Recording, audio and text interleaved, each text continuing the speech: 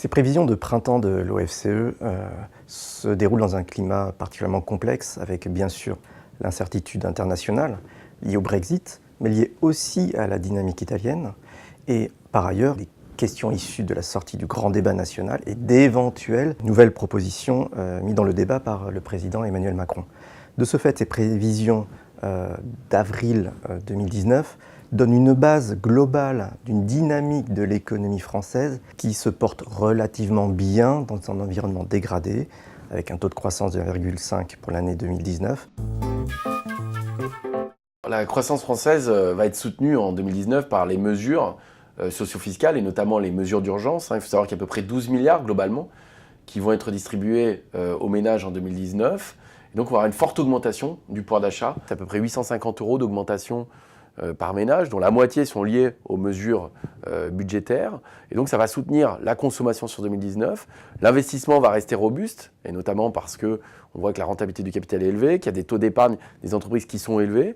Et globalement, l'investissement va aussi soutenir la croissance. En revanche, le commerce extérieur va contribuer négativement pour plusieurs raisons, parce qu'on voit que nos partenaires commerciaux vont mal, on a un ralentissement de la demande mondiale, on a aussi un supplément d'importations qui sont liés à la relance notamment budgétaire. Et donc si la croissance est plutôt soutenue par la demande intérieure, en revanche, le commerce extérieur va peser plutôt négativement. On devrait avoir une croissance à 1,5%, c'est mieux que la moyenne de la zone euro. Et progressivement, à partir de 2020, on devrait se rapprocher du potentiel. On serait à 1,4% en 2020 et 1,2% en 2021. Le taux de chômage dans ce contexte baisserait, mais assez lentement. On voit qu'il passerait de 8,8% aujourd'hui à 8,4% fin 2021. Et le déficit public connaîtra un rebond attendu pour 2019 à plus de 3% et repasserait en dessous de la barre des 3% au-delà de 2020 avec une diminution de la dette publique seulement à l'horizon de 2021. Alors après une année 2017 marquée par une croissance mondiale qui a atteint 3,5%, l'année 2018 est plutôt caractérisée par un ralentissement assez fort, à la fois dans les pays industrialisés mais également dans les pays, dans les économies émergentes. Alors ce ralentissement va se traduire en termes de croissance. La croissance mondiale baisserait à 3,3% en 2018 et continuerait à baisser vers 3,1% en 2019.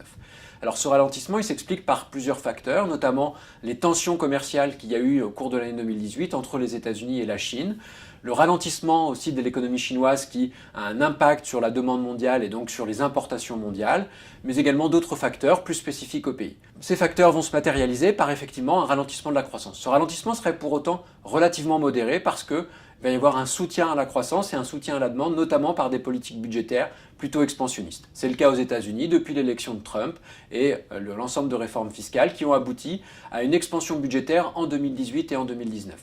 Dans la zone euro aussi, on a des politiques budgétaires par les 4 plus importants pays membres qui seront globalement expansionnistes en 2019.